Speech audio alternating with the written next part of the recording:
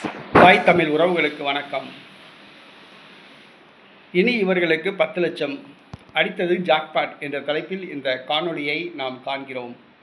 இனி இவர்களுக்கு 10 லட்சம் ரூபாய் அடித்தது ஜாக்பாட் என்ற தலைப்பில் இந்த காணொளியை காண்கிறோம். இனிமேல் இவர்களுக்கு 10 லட்சம் ரூபாய் கிடைக்கும்.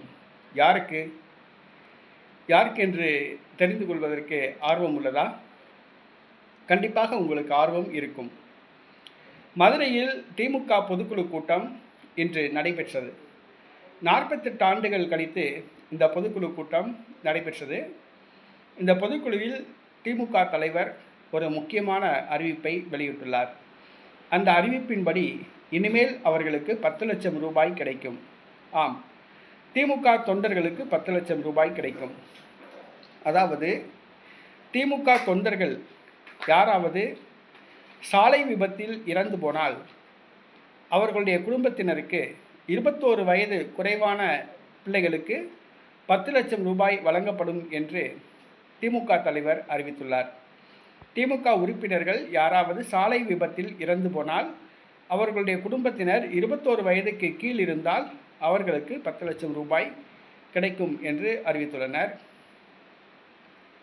இது நல்ல ஒரு வரவேற்பு தான். ஆனால் அதே நேரத்தில் யோசிக்கணும், இந்த திமுக உறுப்பினர்கள் யாராவது இறந்துட்டாங்கன்னா இவர் திமுக உறுப்பினர் எப்படி அப்படிங்கிறதுக்கு ஆதாரம் கேட்பாங்க. அந்த உறுப்பினர் அடையாள அட்டையை காமிப்பாங்க. அடுத்தது இவர் உறுப்பினர் தான், ஆனால் கட்சி கூட்டங்களில் கலந்துக்க மாட்டாப்புல, நிகழ்ச்சிக்கெலாம் வரமாட்டாப்புல அப்படின்னு சொல்லுவாங்க. அப்படியே அவர் தீவிர உறுப்பினராக இருந்தாலும் கூட மாற்று கோஷ்டியினர் இல்லை வேண்டாம், அவர் வேறு கட்சி பக்கம் லிங்க் இருக்குது அப்படின்பாங்க. அவர் கட்சி கூட்டம்லாம் கலந்துக்க மாட்டாப்புல, சும்மா பேருக்கு தான் உறுப்பினர் அப்படின்பாங்க.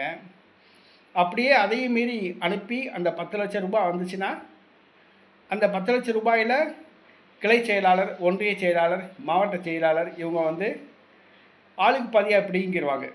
கடைசியில் அவருக்கு போடுறது 1 லட்சம் 2 லட்சம் கூட கிடைக்காது. ஆனால் நல்ல ஒரு அறிவிப்பை முதலமைச்சர் வெளியிட்டிருக்காப்புல.